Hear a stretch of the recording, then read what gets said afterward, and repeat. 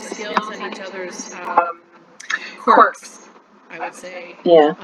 on easier material. You've got to put that work in and build that foundation of knowledge of each other. So Yes. pick up the hard stuff once you have that well in place. And then once, so like I said, we weren't singing I've Got Rhythm or Georgia May in our first 12 years of being together. We were doing it in our year 14 and 15, 13 maybe.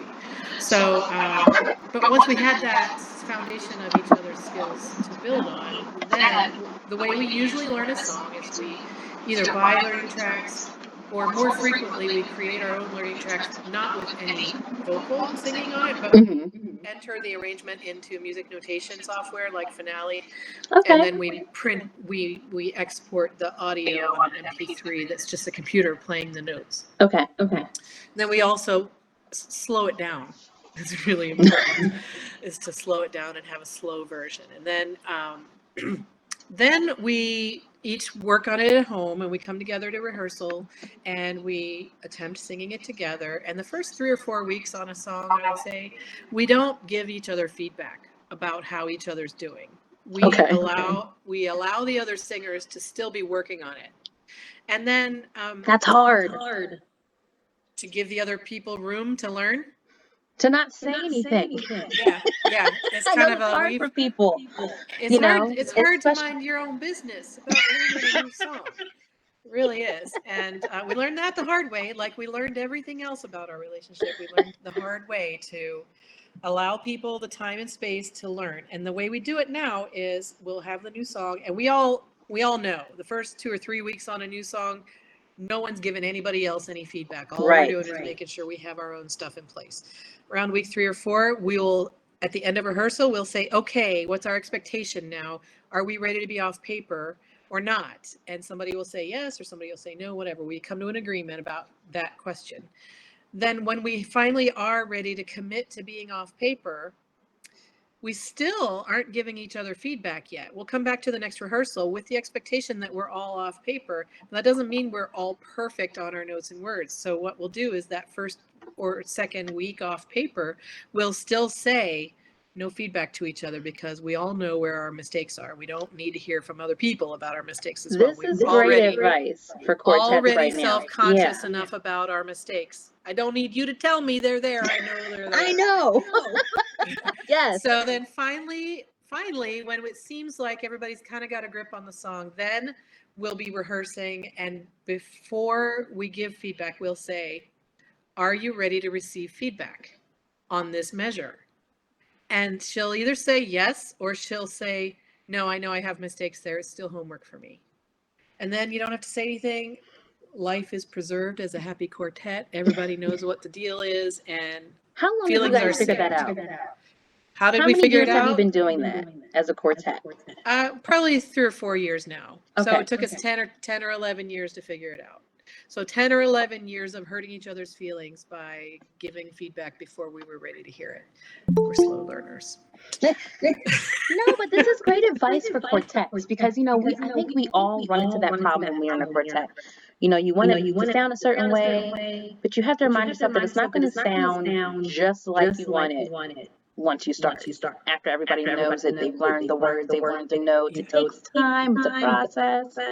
I think that's great. And especially for new quartets, like you said,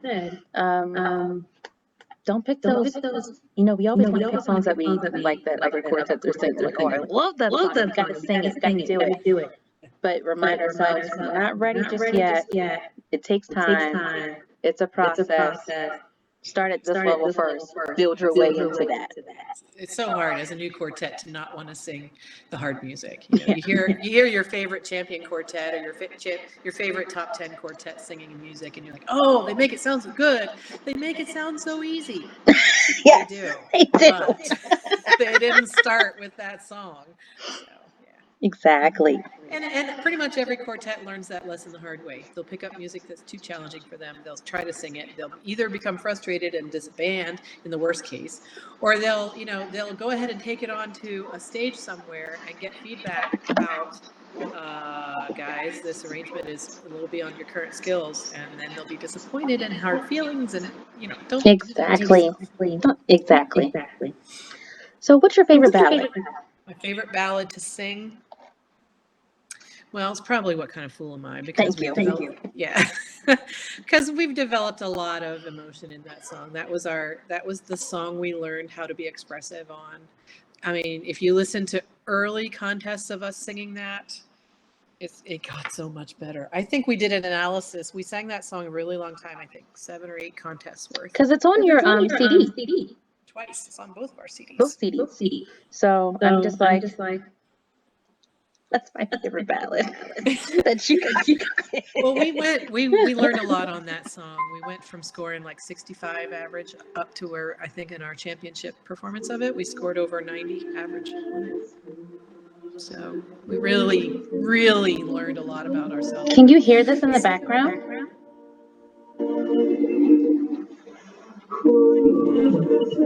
No. I mean, you hear that there's music. There's music playing. Darn it.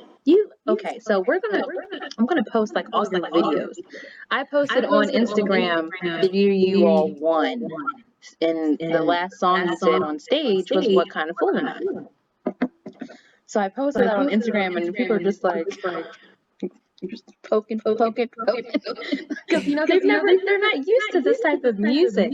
And I also posted that you all had the highest score in Sweet Adelines. Yep. In international. You still hold that title as the highest scoring quartet in international. Which is amazing. What's that, 91%? A little higher than that. 91.72%? Nice. Yeah. Not to put too fine a point on it. Don't forget those extra nuggets now. That's right. But almost average 92. It's amazing. Which is crazy to think about. The highest score before that had been an average of like 88 something. And, yes. You know, who was that? What we did to do that was we set ourselves a goal of we wanted to sing at an average of 90. No one had ever done that before. And we knew that if we did it, then there's a good chance we would win. But if another quartet came in and averaged higher than 90, higher than us, then wow, what a blessing for the organization to have such high scoring groups singing. Right. So we set the goal as a personal goal for ourselves. We wanted to average 90. And we weren't focusing on the fact that that would probably help us win. That we were really focusing on just what do we have to do to sing at a 90 level, knowing that the way Sweet Adelines scores, we really believe in the judging system of Sweet Adelines, because if you like the scores when they tell you good things, you have to trust it when they tell you bad things too. Yes, you do. You know, you got to trust the judging system, and we really believe that the judging system is set up to evaluate entertainment factor. It's more entertaining to sing well. It's more entertaining to perform with your heart, and so the categories and the scoring systems are really set up. And we knew that if you could score a 90 in Sweet Adelines, then that meant you were singing well, you had your heart in it, you were free, you were entertaining, you know, all these characteristics of a high quality, almost professional level performance. That is what is rewarded with high scores. So that's what our goal was. And we put that number on our goal to help us with our coaches to say, we told our coaches what our goal was, and they looked at us like we're kind of crazy, but they said, okay. And we told them, look, keep coaching us. If you don't think we're scoring 90 yet, right here, right now in our coaching session, then keep us going. Don't let us stop. Don't let us fall down. Let's keep going up. Yeah. And so our coaches really helped us, and we went in and we did everything we knew how to do. And we kind of just threw it all away and said, this is us. Take it or leave it. I hope you like it. We really like you. We're really glad to be here singing for you. And I think that came across the stage, this kind of a feeling of, you know, we really enjoy doing this for you. Right. And we hope you enjoy it as much as we do. Now, I have to ask, when you won, did you wear your crown to like the grocery stores, retail stores? No. Come into like go everywhere like a celebrity. This is me and my crown. The crown is an interesting, unique tradition in Sweet Adelines, and I am not giving up my crown. I love my crown. But it's not about the crown for me. It's not about the title, and it's not about the championship for me. It's all for me about the fact that I stretched myself and I pushed myself and I did it with my best friends. And together we did something pretty cool that day, those days, those Wednesday and Friday that year on stage. It was just magical for us. And I'm getting teary-eyed because I was there. It was just it's the the most. culmination of 15, 14 at that time, years Yeah. of working together and loving each other and just being friends and learning together. And that's what it was all about. And all the steps along the way. And so the crown is a really nice symbol of that journey. And I get choked up talking about it because I just love my girls and what we did together. And Yeah. Do you have so it? the crown is a nice symbol, but that's all. I don't want to say that's all it is to me. Mm-hmm. It's hard to describe. But I told my good friend Michael Gellert, our Harbor City Music Company director, after we won, he actually had a heart attack at contest that year. Yeah. He didn't get to see our performance on Friday. And, he was such an integral part of our journey, and it was a really hard time for everybody that he was so ill. So we came home from contest, bittersweet, because we weren't able to celebrate with him the way we wanted to. And I was chatting with him. Either he was still in the hospital or it was right after he'd come home. And he was trying to, through his heart attack recovery days, he was trying to congratulate me and let me know how proud he was of us and all that stuff that makes me choked up. And I told him that. I said, look, Michael, for me, it's not about the crown. It's not about the trophy. It's not about any of that. So if you ever see me, like, wearing my crown in the grocery store, for example, or like setting up this altar of awards in my living room, if you ever see me do that, just like hit me on the side of the head, because that's not why I did any of it. And I don't want any of that to get into my head about who, none of that is relevant to me. So I told him, don't let me get that way. And I don't think I have, although every now and again, not at all. I posted about you and Lustre. I said you guys are like one of the most generous, humble, giving people I know. You give so much back to everything you've learned, everything you do, and it's just a beautiful thing to watch. Like you are the example to our region and to the organization as a whole. Well, thank you. I really appreciate that. I feel a little bit uncomfortable when people say, oh, you're the most generous queens, or you're the most approachable and most friendly queens. Because I have the privilege of knowing a lot of former champions, Queens of Harmony. I know a lot of them. They too are generous. They too are approachable and kind, and they give so much to their chapters and their regions. And so it's not a competition. And we just have to make sure we're not that shy to talk to other queens, because they're people just like we are. And at least I love a lot of the queens that I know, and I know quite a few. You know all of them because you're in the Queens Court. But I love watching how much everyone gives back, and that's probably one of the biggest things that I love and I have learned through Sweet Adelines, giving back to others and teaching them what I've learned and what I've experienced. I just love that. Yeah, at least in Lustre, I won't speak for any of the other quartets, but at least in Lustre, we have this really solid understanding of the fact that everything we achieved was, we see it as kind of the combination and the perfect storm of people who were in a quartet together who were eager to learn. And we were the beneficiaries of a lot of generous coaching and gifts that were given to us. Yeah. And it would be so selfish to hoard that and not share it. So we are just a conduit for the skills and the talents of the people who gave them to us, and it's up to us to amplify those out. And spread the good news of Sweet Adelines. Well, let's get another funny. Most embarrassing moment on stage. Okay, yeah, it wasn't while we were still competing. It was last year on the Cornet Club show. We were given the opportunity to be the first singers on a 15 or 20 part song that was the family chorus. So we had men, we had women, we had 8 voices on the risers, 8 parts on the risers, and then we had I think 2 or 3 quartets on the floor singing other parts as well. So it's this huge conglomeration of a wonderful song.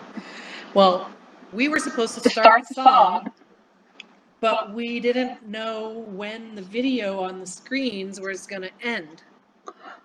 So the video on the screen that we couldn't see, all we could hear it, but we couldn't see it. The video on the screen came to a silent part, but not a completed part. And so the video's still going, and we didn't know it. It got quiet. We thought it had ended. So we started the song, and then we heard more video. Oh my God, that was the most mortifying moment in my whole singing career. Oh my because gosh. I felt this great pressure to do well for the Cornet Club show, and I just felt like an inch tall. I just felt, oh my gosh, I've just ruined this show. We together had just, ruined the whole show by starting that song with a false start during the video. And everybody in the audience, I felt like was staring at me and just glowering with like, how could you ruin the flow of the show like that? I'm sure it was. No one thought anything of it, did they? Well, I don't think no one thought of it, but I think most people didn't think anything of it. Okay. All right. Well, after your journey from winning, did you become a director before or after you all won? After, yeah, we won in October of 2017. So we're the 2018 reigning Queens of Harmony. So in October of 2017, we came home from contest and we set the crown into a Tupperware container for storage and hung up the sequins and looked around and said, well, what's next? Now what? Now what? Because you can't compete anymore after you win. So I was fumbling around looking to figure out who I am now that I'm not a competing quartet member. And the Arundelair Chorus had been looking for a director since May, late April. So I saw that and I thought, well, I know some of those ladies. They're pretty good. They're nice. I wonder if I can do that. And so we made some overtures. Actually, Marge is on the call right here. She was the chair of their committee for searching for the director, I think. And so I reached out to her and said, started the discussion. And so I think that happened in December. So in January, after the holidays, I came down to Annapolis and I just worked with them at a rehearsal. And I think everybody, myself included, everybody in the room was like, well, this might work. So then I went home and then I was like, okay, but I need to tell them what they're getting into if they hire me. So I wrote up this really long letter to the chorus and I said, I really had fun time and I really think we could do fun things together. If you were to hire me as your director, here's the kind of chorus I would want to build. This would be the vision that I would want to build. Do you like this vision? If so, let's do this. If not, more power to you, but I'm not the one you want. Because if I come here, this is what I would want. This is what's going to happen, right? But it turned out to be a good partnership. And so I've been there since January of 2018, and I just had my, I guess, almost 2.5 years there. Oh my goodness. Yeah. And when do you ladies rehearse and where are you all located? We are located in Annapolis, Maryland, but right now we're located on Zoom every Tuesday night at 7 o'clock Eastern. And if you would like to visit an Arundelair rehearsal, we would be more than happy to have you join our Zoom rehearsal with no commitment for membership beyond that. We would love to have you come and be part of our family and see what's up in Arundelair business. And we're getting ready to embark on a new exciting venture of virtual chorus projects. We're going to, you see virtual choirs happening all over the place on Facebook and so forth. And so we're going to get in that game and we're going to do a tag first and then we're going to do a song and then another song and then another song. We're going to just really build up a great repertoire of virtual chorus music that we're then going to share with our community as entertainment for retirement centers and things like that. So are you having someone like create a one video of everyone singing? Well, it'll be a compilation. First, we're going to work on the audio, get everybody to record their audio and send that in, and we'll get that hooked up and linked together. And then after that, we'll have probably the first one will be probably a photo slideshow video that's set to the music that we record. But I'm currently investigating some software options that, in all our spare time, we can all learn how to be good video editors as well. I think there's some free software out there that you can do that kind of grid style video, and then you get everybody to sing into a video and send that in, and then you edit those all together. Now, I just saw Jen Cook posted that she's doing virtual videos for people. It can be bands, it can be big groups. Yeah. And I thought that was really cool. I think they're called Virtual Music Now. And so I don't think our chorus has the funds to hire that out. So we're going to try to do it in-house because, fundraising in a small chorus is always a challenge anyway. But now that we can't go out and perform, we don't have gigs to bring in money. So I've seen quite a few people in DC. They had a band where they were walking towards a children's hospital. So they had people holding amps and they were playing, walking down the street and singing, which I thought was beautiful. And then you have some people going on the outside of the nursing homes and just singing to them, so they can see from their windows, and I think that's a beautiful way how people are trying to come together with music. Yeah, I think this time is bringing out the creativity in all of us. We had all gotten really comfortable with what we were doing in our in-person rehearsals and our normal performances, and so this is bringing out the creativity, and lots of stuff is happening. It's really cool. So not only are you a director, you're also you're also an international board member. Yep. Now, how was that? Did that add a lot to your schedule? Is it everything you expected? What was your day one walkthrough or first week? Well, the timing of being on the international board is really it's actually really spread out in time. You find out that you've been elected in December, but then your first meeting doesn't happen until March. And so in February, you receive an email that says, go to this portal and read all the read ahead documentation. And I was like, okay, cool. So I'm going to describe that first day to you because that was my real first day working on the board, was that day in February a year ago when I was given the email link to all the read ahead material.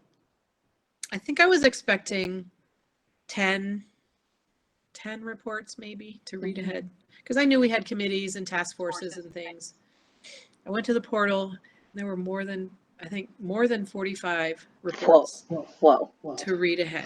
Okay. So everything from how is this department at headquarters doing, to how is this task force doing, to what's this issue happening over there in that committee, and everything that the Sweet Adeline. I was overwhelmed in a very positive way, but still incredibly shocked. A lot to find out the scope of the work that happens at the international level.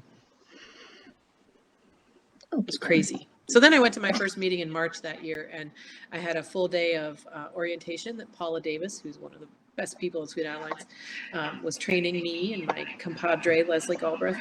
We were both the newbies that year. And so a full day of orientation, describing how the meetings go. And then that weekend we had, I think it was a Friday and a Saturday meeting that weekend. So. Yeah, there's just the people at that table, the board members of Sweet Adelines. I wish everyone in Sweet Adelines could know how wonderful these people are. They all have such generous servant hearts, servant leaders, and they all know so much about what's happening in the organization. I always feel like I'm the least knowledgeable one at the table. I think I can hold my own, but I just feel like I'm learning so much about what's happening in our history and why things are the way they are and how we're going to gear up to move into the future. And it's just so much. And these women are just the most fantastic hearts that I've ever seen, really serving our organization so very well. I'm really proud to be associated with them. Awesome. I mean, I still haven't been to headquarters. I really gotta visit when this is all over. I really want to walk through the hall. I want to see all the Barbies. I think that's super cool. Dolls are on the wall. But we were fortunate that Lustre got to go to headquarters for an event in August of the year that we were reigning queens. And so we got to see our portrait hanging on the wall right there at the front of the a How was foyer. that feeling? It was amazing. It's amazing to walk in this business building and see the history of the doll cases and all those dolls that represent the history of our championship choruses and quartets. And then you're staring at this and you're just overwhelmed with it. And then you turn your attention to right there, that wall right there. There's the portrait of the reigning champions, and it was us. It was like, how did that happen? That was surreal. So there's been a lot of talk about diversity and inclusion in Sweet Adelines. Yeah. And I know a lot of choruses have issues with, I guess, getting more diversity within their choruses. Do you have any advice on how they can make a breakthrough with that? Who should they be targeting? How should they be marketing? What can they do to bring that to their choruses? Well, diversity and inclusion in Sweet Adelines is one of our most challenging issues. Our viewers may be aware of a challenging history of Sweet Adelines with that regard. Just brief recap. I don't want to bring the room down too much, but barbershop music was a uniquely American art form. It was started by African American singers. Then, like several other things in our culture, white singers started taking it on, and kind of, you might call it appropriation, kind of took over and led the art form down a certain path. And then with the difficult history of our country, we had a lot of really challenging racial segregation and oppression.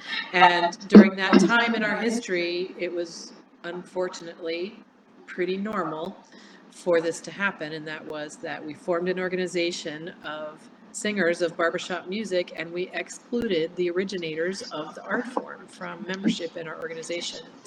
And Sweet Adelines was founded without that racial exclusion thing. But then in the very earliest days of our organization, we actually introduced into our bylaws a requirement for the singers of the members of Sweet Adelines to be white women. And that was only in our bylaws for a handful of years, I think 6 or 7 years, and then it was removed. But since the time that it's been removed, which was in, I think, the 60s, I don't have the date in my mind. Yeah. And moving forward, as you might imagine, the legacy of that holds strong and is a really challenging thing to overcome without a lot of purposeful action. So what is the purposeful action that we should be doing and can be doing? I personally don't have the answer to that question. I have a desire for us to be inclusive, not only racially, but of every demographic. Yes. I want us to be truly the place where everyone can come sing. At this time, we do not admit men into our membership. I don't see that changing, but we do admit other genders besides men. So folks who have a gender, who identify as either a woman or a non-binary gender, you're welcome here. Blacks, other races, disability, sexual orientation, all of these diverse demographics are ones that Sweet Adelines unfortunately has a really harsh is the right word? Probably, from the perspective of this group's history about not being inclusive. I believe today, to the core of my soul, that our current board and most recent boards in the years preceding right now, we want inclusivity to be our cornerstone. And I think the vast majority of our members feel the same way. And we're hamstrung a little bit by cultural inertia. Honestly, I don't think we know how to address this issue. I think we feel like, well, we're open to anyone who wants to come, just come. And we're a little maybe naive about why people wouldn't want to come to a chorus who currently doesn't have any members who look like them. So, but the good news is, even though I don't have the answers, there's a diversity and inclusion task force that's been working for the last year or two. And right now, there is a diversity toolkit being developed, and it's being piloted Okay. in a chorus right now, and we're going to learn the lessons off of that chorus and apply them to other, we're going to start with one chorus and then spread it out to a handful of other choruses to pilot. And the reason we're not giving it to everybody is because we know there's holes in it right now, and we Okay, know there are right. going to be hiccups in it. And we want to smooth that out as much as possible.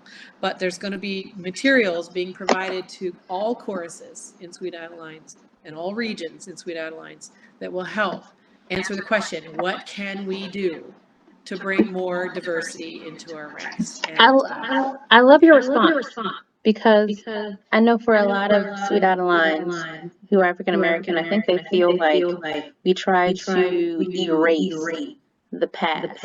And I don't feel like we're trying to erase the past. The past is what it is. It's history. It's a part of our history. yeah. But we have to move forward as well to gain that type of membership. But I wouldn't, because like from my perspective, for me and how I got involved in barbershop, I didn't want to be a barbershopper. My mom said I should audition, and I said no. There's no one there that looks like me. I said there's nobody. Yeah, I said there's nobody that looks like me. I don't think they're gonna pick me. I don't think they're gonna want me. And she said, no, you need to learn how to sing all genres of music, and I think you'll love it. So I went out, I tried out, and I've loved it ever since. Well, thank God for your mom, honestly. What'd you say?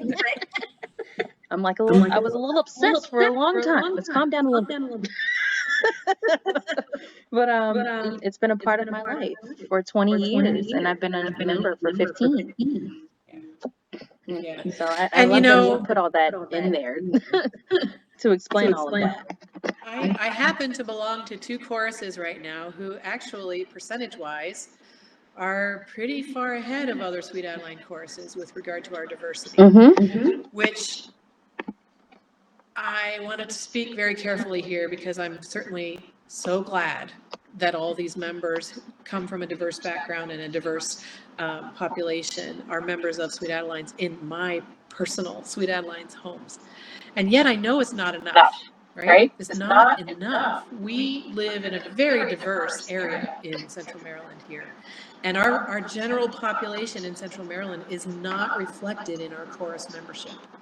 And I want to get to where we have more representation of all of our diverse population of our geographic area in our membership. And until we can make more gains on that, I don't think that it's okay to say, well, we have 2 Black members, or we have 5 Black members, or people of color in our chorus. We're doing good. Yeah, compared to some other places. But Thank you. Right? Yes. Exactly. So, it's a really hard conversation to have. Right. It's a really hard conversation to have, and there's strong feelings on every side. I come down on the side of, let's share our music with as many women and give as many women as possible the opportunity to benefit from everything we do. Yes. And if we have to change what we do to make more women feel comfortable and invited, then let's do it. I am in favor of that. And so, race relations in our country is like, I am the last person to be able to say how to proceed. But this is a part of why I wanted to start this month talking about barbershop and harmony, and bringing that awareness of what we do, and that is for everybody. Yes, we do have a past. There is a history there, but in order for you to be a part, just stick your foot out a little bit. Come join to a chorus. Try it out. Come hear us. The relationships and friendships that you build from choruses or quartets is the beauty of it all. And we're all doing the same thing that we love to do: music, sing, and we're coming together as a whole. And we're basically a family. We're doing regionals together. We're doing coaching sessions on the weekends together. We're always together. Yeah. So this is for everybody. It doesn't matter what color you are. It's for all women. It's my friends and I, my quartet friends and I, we often remark about how wonderful it is that we have such multi-generational friendships in this hobby. That's an element of it that is so special to me.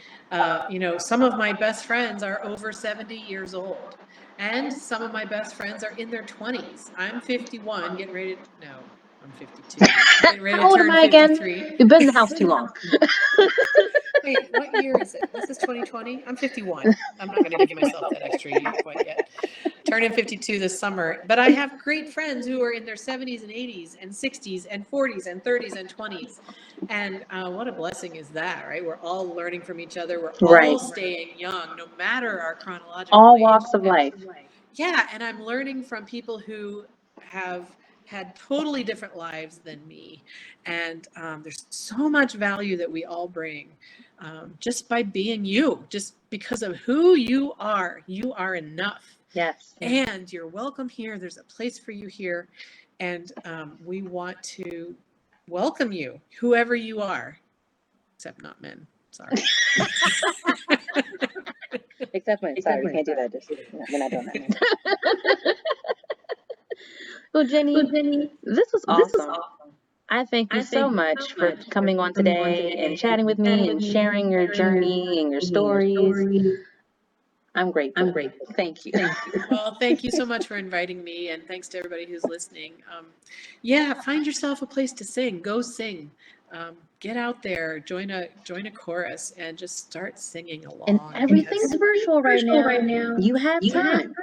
Yes, everything's virtual right now. So there are so many places you could just knock on their door virtually over their Facebook or website and say, hey, are you rehearsing on Zoom? Are you taking guests? And just go sit in and see what they feel like and see how they interact with each other. What kinds of things are they learning? What kinds of things are they working on? Is that a place where you might feel like you could contribute? Or just a place you feel you can grow, or do you feel safe? Yeah, exactly. You don't have to contribute right away. Right. You just have to go and just be there. And like you said, grow and feel safe. Yeah. Well, thank you, Jenny. And thank you everyone who joined us today. This is awesome. I love this. Everyone saying thank you. You're all welcome. We're going to keep doing this. I'll let you guys know who's going to be next on the roster of who to talk to. But wow, this was beautiful. Well, thank you so much, Ashley, and good luck to you and everything you're doing. Get that sing your joyful sound out there and bring more people in like you're doing. It's so good what you're doing. Thank you. And we'll be in touch for sure. Yeah. All right. Thanks so much, Everybody Ashley. have a great day. Thank you for joining us.